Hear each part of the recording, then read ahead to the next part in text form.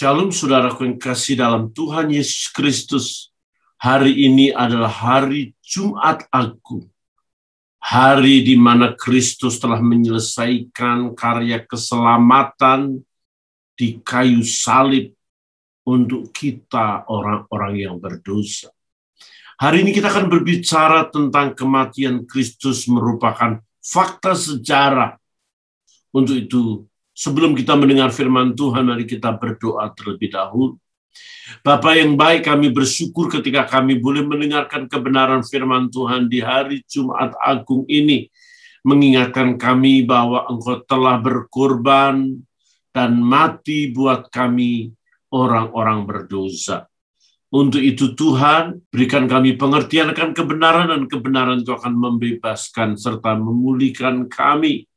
Dalam nama Yesus kami berdoa, haleluya, amin. Saudaraku yang kekasih dalam Tuhan Yesus Kristus, kita patut mengerti bahwa kematian Kristus menjadi kematian yang paling spektakuler yang terjadi di dunia ini.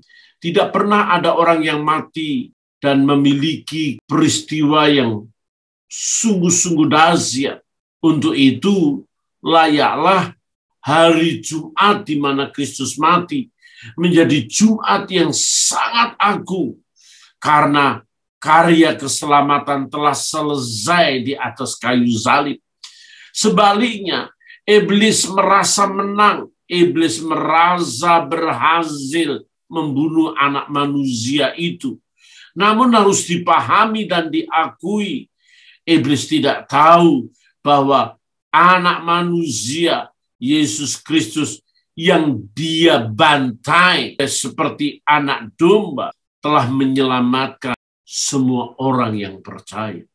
Saudaraku yang kekasih dalam Tuhan, sejak semula kematian Kristus pun diragukan oleh begitu banyak orang. Tentu orang-orang itu adalah orang-orang di luar kebenaran. Orang-orang yang menganggap bahwa Yesus tidak mati, bahkan yang mengatakan dia hanya pingsan dan kemudian turun, sesudah turun dan kemudian dia pergi ke India, dia beranak pinak di sana. Itu suatu hoak. Harus diakui bahwa kebenaran itu salah fatal. Ada di antara mereka berkata bahwa Yesus tidak pernah disalib, yang disalib adalah orang-orang yang ada di sekitar Yesus, salah satu muridnya. Jika yang disalib itu adalah orang di luar pribadi Kristus, maka orang itu akan mengeluh dan berkata bahwa aku bukan Yesus. Kalau itu sampai terjadi, maka Allah telah melakukan kebohongan publik, kebohongan yang luar biasa, bahwa dia telah menipu banyak orang. Kalau memang Yesus sudah diangkat oleh Tuhan dan diselamatkan dia, ngapain Allah menggunakan orang lain? Ngapain Allah mengorbankan orang lain? Begitu licikkah Allah membuat orang lain yang tidak berdosa, membuat orang lain yang tidak bersalah, menggantikan Yesus Kristus. Sudah pasti itu kebenaran yang tidak sesuai dengan apa yang Alkitab katakan. Untuk itu, saudaraku yang kekasih dalam Tuhan Yesus Kristus, kematiannya sejak awal sudah merupakan kontroversial. Sejak awal harus diakui bahwa alam pun mendukung kematian itu. Pada waktu kematiannya terjadi gerhana matahari. Saudara perlu tahu bahwa Paskah diambil dari Paskah orang Yahudi, dalam bahasa Yunaninya Paskah, atau dalam bahasa Ibraninya Pesach. Kalau diinggriskan itu Passover. Diterjemahkan oleh William Tyndale tahun 1530-an. Artinya melewati. Paskah itu punya arti melewati penderitaan, melewati daripada kematian. Jadi malaikat maut itu melewati di hari Paskah keluarga-keluarga yang tidak menaruh darah di pintunya. Maka banyak orang-orang Mesir yang anak sulungnya mati, Sementara orang-orang Yahudi dilewati dari maut dan mereka dibebaskan. Orang yang dibebaskan adalah orang yang tidak menerima kunjungan dari kematian. Paskah itu mengingatkan kepada kita, kalau bangsa Israel keluar dari Mesir, dari perbudakan, dari penjajahan, dari penderitaan, maka Yesus Kristus mati telah membebaskan kita dari kematian itu sendiri. Kematian yang seharusnya manusiawi lakukan, manusiawi dapatkan, karena hukum dosa adalah maut. Manusia yang mati karena dosa itu diambil alih oleh Yesus Kristus. Dia harus mati. Kenapa Tuhan harus mati? Karena Tuhan telah menjadi manusia dan mengambil alih kemanusiaan atau apa yang terjadi, dosa yang terjadi dalam diri manusia diambil alih oleh Yesus Kristus. Jadi orang yang meragukan kematiannya itu sangat tidak masuk akal. Mengapa demikian? Orang-orang yang memusuhi Yesus ada di bawah salib tidak akan pernah membiarkan Yesus tidak mati di atas salib. Dia harus mati. Oleh sebab itu harus dengan berbagai macam bukti. Tetapi kita perlu tahu, saudara-saudaraku yang kekasih dalam Tuhan, saya ingin ingatkan kepada saudara, pada waktu itu dikenal dua cambuk atau cambuk untuk menyiksa. Jenis pertama adalah berupa tongkat dan ranting-ranting. Jenis ini digunakan hanya untuk orang Romawi. Tapi cambuk kedua adalah bergagang kayu dengan 1 sampai 3 helai kulit atau tali. Cambuk ini adalah diberi bulatan-bulatan keras atau paku-paku kecil di pucuknya seperti kain. Dan jenis ini digunakan terhadap orang-orang yang bukan warga negara Romawi. Budak-budak belian, orang-orang asing, dan pemberontak-pemberontak atau pembelot-belot. Dan Yesus menggunakan cambuk yang kedua ini. Sehingga harus dipahami, kalau kita mengamati bekas-bekas luka pada punggung kain kafan, yang dipercayai kain kafan itu untuk membungkus tubuh Kristus, di sana ada luka-luka memar dan goresan-goresan. Luka-luka memar itu bulat-bulat bentuknya dan berkelompok-kelompok, terdiri dari 6 luka memar, bulat-bulat 3 garis, goresan yang mengarah keluar. Luka memar itu tampak berpasangan, berkelompok 6 luka memar. Dengan demikian ada 3 kelompok bulatan. Tiap pasangan disertai 1 garis goresan. Maka dapat dikatakan kelompok-kelompok itu jika dijumlahkan ada 121 kelompok. 121 kelompok yang menyayat-nyayat tubuh Yesus itu kalau ditotal per kelompok itu ada 726 luka. Bayangkan orang dipukuli satu kampung saja belum tentu 726. Yesus 726 luka. Seharusnya manusia biasa dia sudah mati sebelum disalib. Tapi Yesus punya stamina begitu kuat untuk menyelesaikan karyanya di atas kayu salib itu. Dr. Pirich Barbet mengatakan bahwa Yesus benar-benar mati karena tombak yang dipakai untuk menusuk lambung Yesus itu mengenai kantong sekeliling jantung atau merobek perikardinaum dalam bahasa kedokteran. Akibatnya serum yang keluar dari perikardium itu sangat encer seperti air, mengalir keluar bersama-sama dengan darah. Dan itu membuktikan bahwa Yesus mati. Dokter yang lain mengatakan bahwa Yesus mengalami pendarahan dalam dadanya.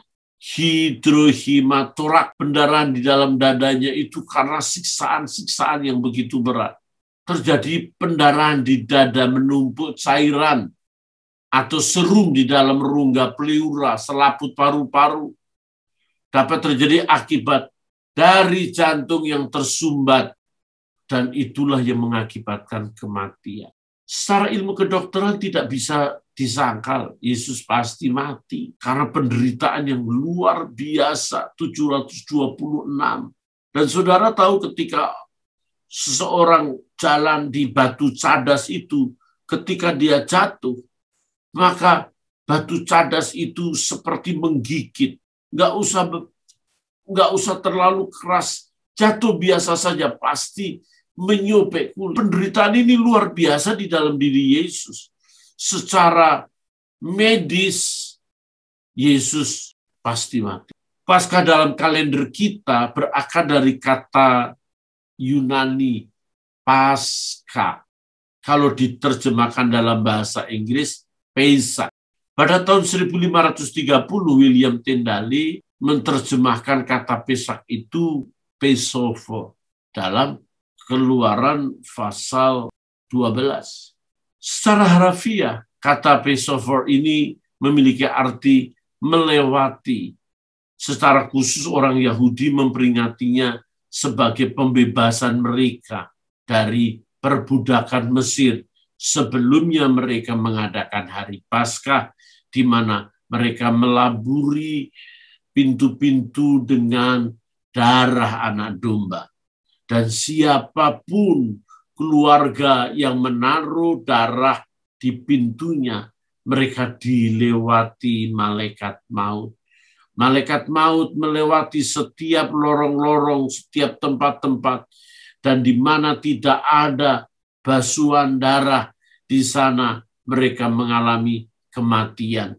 Oleh sebab itu di Mesir, dari anak Firaun sampai anak orang miskin, anak mereka yang berada dalam penjara, binatang-binatang yang sulung, semuanya mati tanpa darah yang dilaburkan itu, menggambarkan bahwa darah Yesus membebaskan kita dari kematian. Dan saudara tahu bahwa Allah merancang bulan Nisan, perayaan Paskah itu perayaan yang begitu terang benderang di bulan purnama. Dan itu terjadi di musim semi. Semuanya serba oke, semuanya serba indah.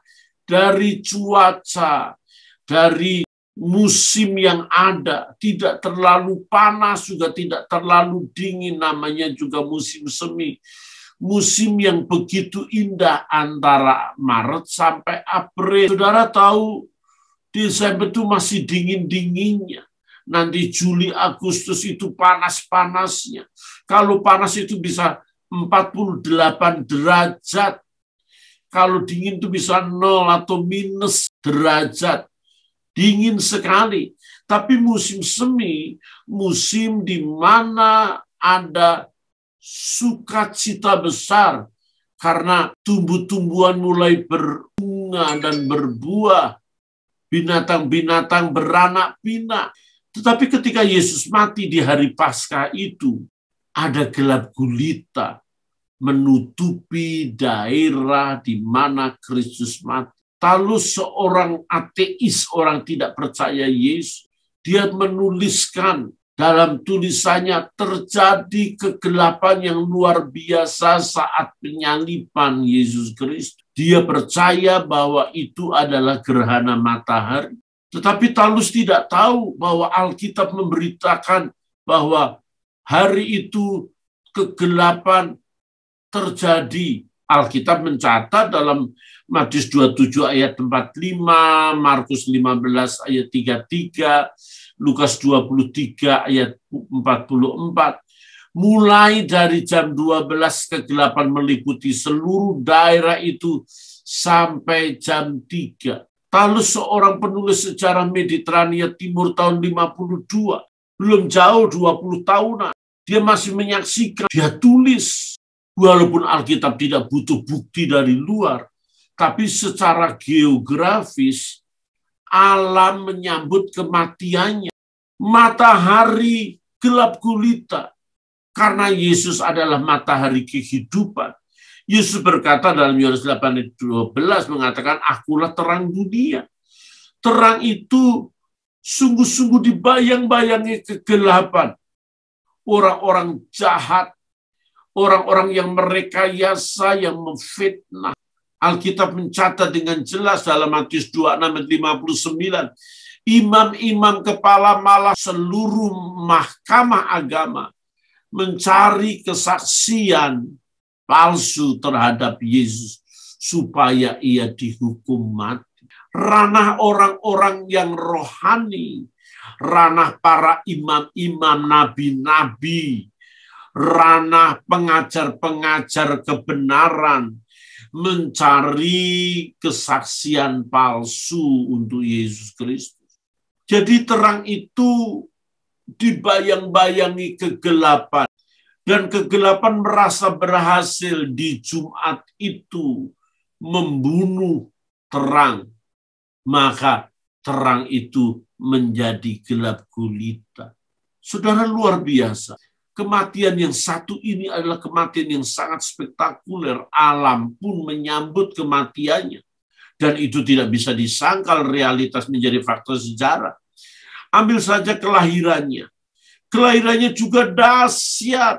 Sebelum Yesus lahir, saudara perlu tahu ada 400 tahun tidak ada berita tentang kebenaran. Allah tidak mengirimkan nabi, Allah tidak mengirimkan rasul, Allah tidak mengirimkan orang-orang yang dia kehendaki. Blank, tidak ada kebenaran. Masa-masa gelap. Tapi masa-masa gelap itu Yesus lahir. Kita tahu di malam gelap, cahayanya hanya bintang. Maka bintang timur keluar, menuntun langkah orang Majus. Saya katakan sejak awal kematian, kelahiran, kebangkitan, sesuatu yang spektakuler. Alam pun bisa diubah. Alam pun menyambut kehadirannya, menyambut kematiannya. Secara geografis, secara medis, Yesus tidak bisa disangkal bahwa ia mati buat kita sekalian. Jadi ketika orang mengatakan dia tidak mati, itu sebuah kebohongan besar. Itu yang dilakukan oleh orang-orang penjaga-penjaga Roma. Alkitab mencatat dengan jelas dalam Matius 28 ayat 11. Saya akan bacakan buat saudara. Ketika mereka di tengah jalan, datanglah beberapa orang dari penjaga itu ke kota dan memberitahukan segala yang terjadi itu kepada imam-imam kepala. Dan sesudah berunding dengan tua-tua, mereka mengambil keputusan lalu memberikan sejumlah besar uang kepada serdadu-serdadu itu dan berkata, kamu harus mengatakan bahwa murid-muridnya datang malam-malam dan mencurinya ketika kamu sedang tidur, dan apabila hal itu kedengaran oleh wali negeri, kami akan berbicara dengan dia sehingga kamu telah tidak beroleh kesulitan apa-apa. Mereka menerima uang itu dan berbuat seperti yang dipesankan kepada mereka, dan cerita ini tersiar di antara orang-orang Yahudi sampai sekarang.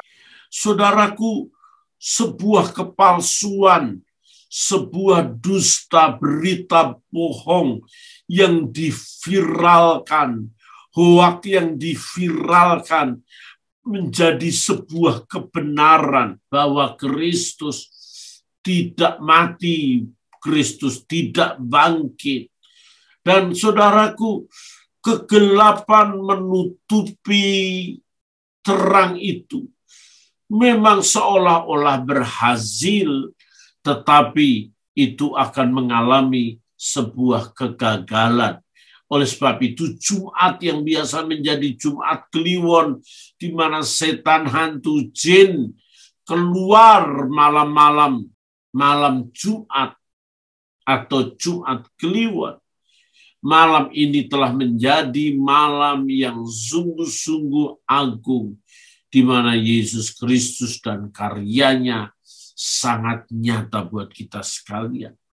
Saudara, kematiannya itu tidak hanya berakhir di atas salib, walaupun kematiannya menyelesaikan tugas secara final. Kita tahu, saudaraku yang kekasih, kematiannya menebus manusia, bukan menebus dosa. Dalam penebusan itu punya arti melepaskan, membebaskan, menyelamatkan, dan membayar suatu harga. Ada dua bahasa Yunani untuk penebusan. Yang pertama, agorazo. Agorazo itu agoreo, mirip. Yang kedua, lutro. Ketika Alkitab berkata, Galatia 3 ayat 13, Kristus telah menebus kita dari kutuk hukum Taurat dengan jalan menjadi kutuk karena kita. Sebab ada tertulis, terkutuklah orang yang digantung di kayu salib. Yang pertama ini agorazo atau exagorazo. Memiliki sebuah gagasan membeli seorang budak dari pasar budak dan kemudian membawanya pulang. Ini mengingatkan kepada kita bahwa Kristus telah membayar kita dari pasar budak, kita yang sudah terbuang dari hadirat Allah karena dosa, memungkinkan kita menjadi budak. Dan ketika kita menjadi budak oleh dunia ini, kita dibeli oleh Yesus dan tidak dijual kembali. Berarti kita menjadi miliknya Tuhan. Jadi kita tidak lagi berada dalam kutuk Taurat. Kita perlu tahu bahwa tidak seorang pun sanggup dan mampu melakukan Taurat. Karena Taurat itu adalah standar etika yang mesti harus dilakukan 1-10. Satu saja gagal, maka semuanya tidak ada artinya. Ya seperti saudara menjadi ibu rumah tangga yang baik, bapak rumah tangga yang baik, membayar pajak dengan baik, bekerja dengan baik, tidak berzina, tidak menipu, tidak berbohong, berbuat amal, semuanya baik. Tetapi ketika saudara melakukan hal yang buruk satu saja dengan sengaja membunuh orang, maka seluruh kebaikan-kebaikan itu tidak ada artinya. Saudara tidak bisa berbicara kepada Pak Hakim yang menyidang saudara. Pak Hakim, saya sudah berbuat baik, saya suami istri yang baik, saya beramal, saya rajin beribadah, saya memiliki anak asuh dan bla bla bla bla, begitu banyak kebaikan saudara, dan sudah bermohon bahwa saya jangan dihukum, saya hanya melakukan satu kesalahan ini. Saudara, Pak Hakim bilang, saya tidak peduli sebaik apapun karena engkau telah membunuh, maka ada hukum, ada kutuk bahasa Taurat yang dijatuhkan orang-orang yang bersalah itu. Demikian juga saudaraku yang kekasih dalam Tuhan, ketika kita menjadi budak, ketika jatuh dalam dosa, kita sudah dibeli dan harganya lunas dibayar. Korintus 6 ayat 20 mencatat, sebab kamu telah dibeli dan harganya lunas dibayar, karena itu muliakan Allah dengan tubuhmu. Maka harus dimengerti bahwa tubuh kita bukan lagi budak, tetapi tubuh kita menjadi orang yang melakukan kebenaran. Bukan melakukan Taurat, tapi melakukan kebenaran. Taurat tidak mungkin bisa kita lakukan. Ingat, Taurat itu berlaku sepanjang zaman, karena Taurat itu adalah hukum etika yang mesti harus dilakukan. Tetapi kita tidak melakukan Taurat itu, kita melakukan anugerah. Kita tidak berpusat kepada Taurat, kita berpusat kepada anugerah. Anugerah di dalam Yesus, ketika kita percaya kepadanya, maka dapat dipastikan kita tidak berada dalam deretan hukum halal dan haram. Kita tidak berada dalam deretan di mana kita melakukan ini, melakukan itu, jangan ini, jangan itu. Ketika kita berada dalam anugerah, kita diangkat, diberi hak menjadi anak Allah. diberi hak pewaris kerajaan Allah, diberi hak menjadi anak raja segala raja, diberi kemampuan menjadi umat pemenang. Kita dibersihkan dosa kita, kita dikuduskan, disucikan menjadi imamat rajani, bangsa yang kudus, umat kepunyaan Allah. Untuk berkutat di satu sisi ini saja, kita tidak mungkin mengingat yang Taurat ini. Kita tidak akan sempat berbuat kotor, membunuh, berzina, menginginkan milik sesama. Karena kita berada di dalam area, di dalam wilayah, di dalam atmosfer kerajaan Allah. Agorazo ini memungkinkan kita dipindah dari pasar budak, dipindah menuju ke anugerah. Kita sudah dipindah dari Mesir menuju tanah Kanaan. Kita dipindah dari keduniawian menjadi kerajaan Allah. Dan perpindahan ini terjadi karena kita sudah dibayar lunas. Kita tidak bisa berkata kita manusia lemah, manusia tidak berdaya, manusia yang tidak sanggup, kita ini pendosa-pendosa. Tidak, kita sudah dibebaskan. Kemampuan yang ada di dalam diri kita bukan kemampuan daging, tapi kemampuan Roh Allah ada di dalam diri kita. Alkitab berkata bukan karena kuat dan gagah, tetapi karena Roh Allah yang ada di dalam diri kita. Kalau Yesus bisa berkata Roh Allah ada di dalam diriku, maka kita juga berkata Roh Kudus ada di dalam diriku juga untuk berbuat baik. Kita diciptakan untuk berbuat baik. Efesus mengatakan kepada kita bahwa keselamatan yang sudah kita peroleh daripada Tuhan bukan usaha kita, bukan kemampuan kita, bukan karena kita melakukan hukum-hukum, bukan karena kita beribadah, bukan karena kita melakukan ritual-ritual, prosesi-prosesi, liturgi-liturgi, sehingga kita mampu untuk membeli keselamatan itu. Tidak, bukan hasil usahamu, kata Efesus 2 ayat 8. Ayat selanjutnya mengatakan bahwa kita diciptakan untuk berbuat baik. Tetaplah berbuat baik, sekalipun banyak orang tidak berbuat baik. Lakukan hal yang benar, sekalipun banyak orang tidak benar. Wahyu mengatakan yang benar biarlah benar, yang jahat tetaplah jahat. Karena nanti ada masa bahwa Tuhan menampi segala sesuatunya. Oleh sebab itu di hari Jumat Agung ini Agorazo memindahkan dari pasar budak ke dalam istana raja. Jadi kita tidak lagi punya aturan-aturan budak, tapi aturan-aturan istana raja.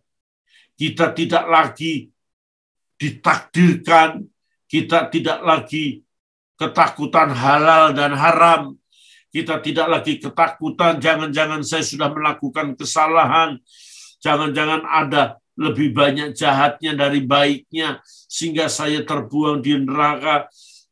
Itu bukan hukum yang kita miliki, tetapi kita sudah memperoleh anugerah, berkat, rahmat, perlindungan, naungan, kasih setia. Kita sudah berada dalam pemeliharaan Tuhan. Untuk itu, saudaraku yang kekasih, kata yang kedua, ada kata lutro. Kata lutro itu dalam Kolose 1 ayat 14 mengatakan, di dalam Dia kita memiliki penebus kita, yaitu pengampunan dosa.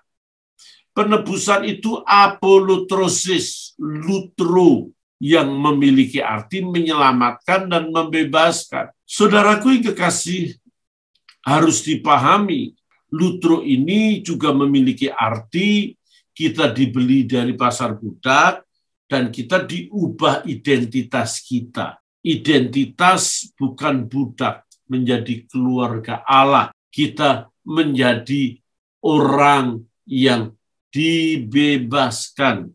Untuk itu, saudaraku yang kekasih, ketika saudara sudah dibebaskan dari budak menjadi anak, berlakulah sebagai anak. Apa ciri kasihnya anak? Ciri kasihnya anak itu menyenangkan hati bapaknya, dekat dengan bapaknya. Kita tidak lagi menjadi anak-anak yang banyak menuntut, anak yang hanya minta, tetapi menjadi anak kesukaan, anak yang bisa menyukakan bapaknya, anak yang bisa menyenangkan bapaknya. Orang tuanya berkata, saya tidak rugi merawat anak, menyekolahkan anak, karena ketika dia besar, dia bisa memahami dan membalas kebaikan, pengorbanan, kasih yang sudah orang tua tanamkan. Kalau saudara anak sudah tahu menghargai bapaknya, kalau saudara anak saudara tahu menghormati orang tua, dan saya katakan kepada murid-murid saya, kita akan menjadi berhasil ketika kita tahu menghormati Allah dan menghormati orang tua kita.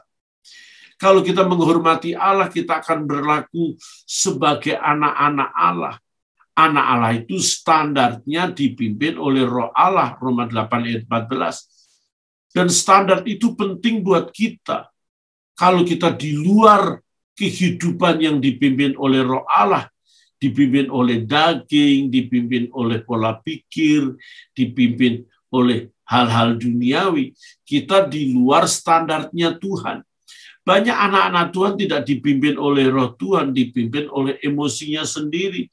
Hamba-hamba Tuhan dipimpin oleh arogansi diri, hanya sekedar mencari follower, subscribe.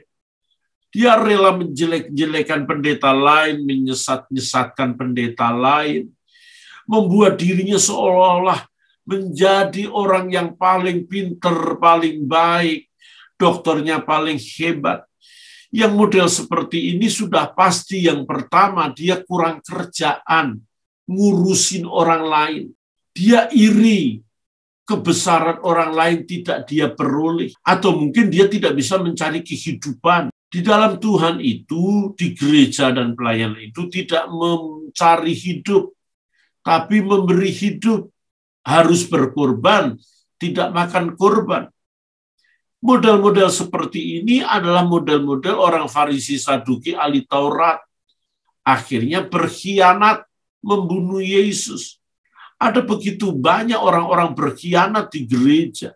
Mengkhianati pendetanya, mengkhianati gembalanya. Padahal gembalanya baik sama dia.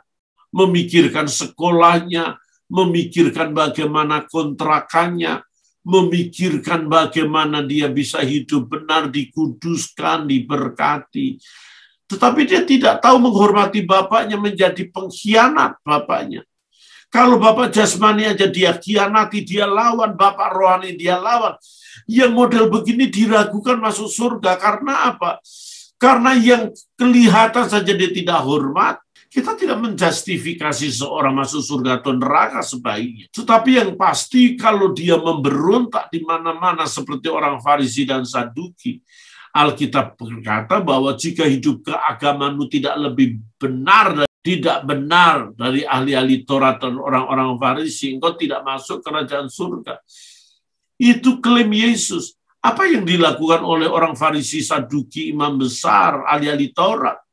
Mereka ngerti kebenaran tapi tidak melakukannya. Seolah-olah berdiri di mimbar suara kudus, tapi dia hidupnya najis. Dia memberontak. Dia melawan Yesus. Dan itu banyak terjadi di gereja. Oleh sebab itu dibutuhkan kerendahan hati. Kalau yang kelihatan saja tidak bisa engkau hormati, bagaimana engkau bisa menghormati Tuhan yang tidak kelihatan? Pelayananmu itu berbau najis. Pelayanan itu berbau busuk di hadapan Tuhan. Dan Tuhan muak, walaupun kau seolah-olah bagus, seolah-olah indah di pemandangan orang. Bagaimana engkau bisa mencela orang? Apakah engkau menjadi orang yang benar? Bagaimana engkau menghakimi orang lain? Padahal Alkitab berkata, jangan menghakimi sesamamu. Seberapa banyak yang engkau miliki sampai engkau mampu memfitnah orang, menyesat-nyesatkan orang.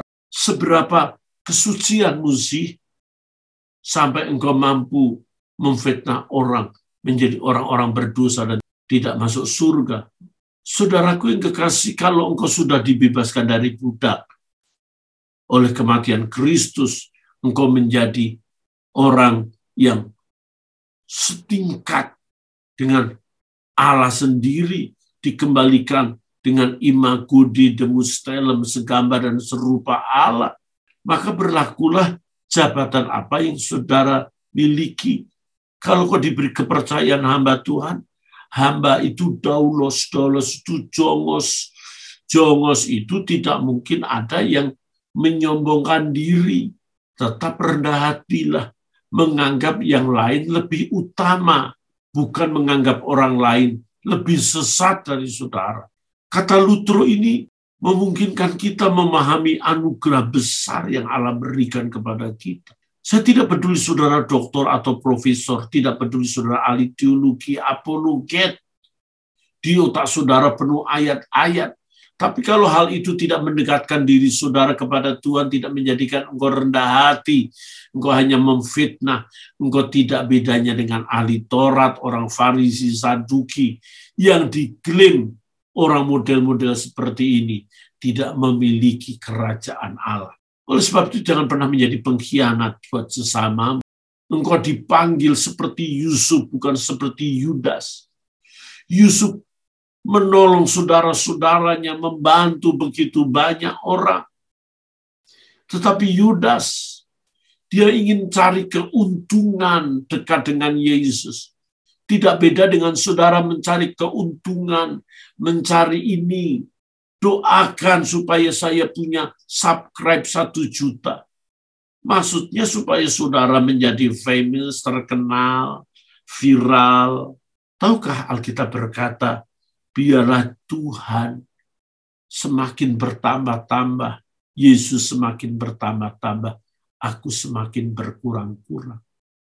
Tidak peduli saudara sehebat apapun juga. Lutero memungkinkan saudara pindah identitas, sehingga kita punya kerendahan hati di hadapan Tuhan. Kita lekat Tuhan saja dan tidak ada yang lain. Mengapa kita harus merasa diri kita lebih? Jangan punya kebutuhan merasa diri dibutuhkan. Kalau kita sudah terlalu overconfident, pasti kita underestimate terhadap orang. Penebusan Kristus memungkinkan kita berubah status dan beradalah dalam status itu. Kalau statusmu hamba, tetaplah rendah hati. Pendeta dengan gelar doktor, profesor tetap hamba. Hamba itu jongos yang perlu humble, bukan zamel. Untuk itu, kematian Kristus yang merupakan fakta sejarah mengingatkan kepada kita bahwa kematian itu menjadikan kita orang-orang yang sangat berbeda. Untuk itu, mari kita lakukan apa yang Allah kehendaki dalam hidup kita. Mari kita berdoa, haleluya. Kami bersyukur ajar kami memahami apa yang Tuhan kehendaki, kami mengerti apa yang Tuhan mau dan kami melakukan. Tetapkan kami rendah hati karena kami telah dibeli dan lunas dibayar. Kami tidak lagi menjadi budak, tapi kami menjadi anak. Kami tidak lagi menjadi budak, melainkan kami menjadi orang-orang yang Engkau perkenan sebagai pewaris kerajaan Allah. Kami bersyukur dalam nama Yesus kami berdoa, haleluya, amin.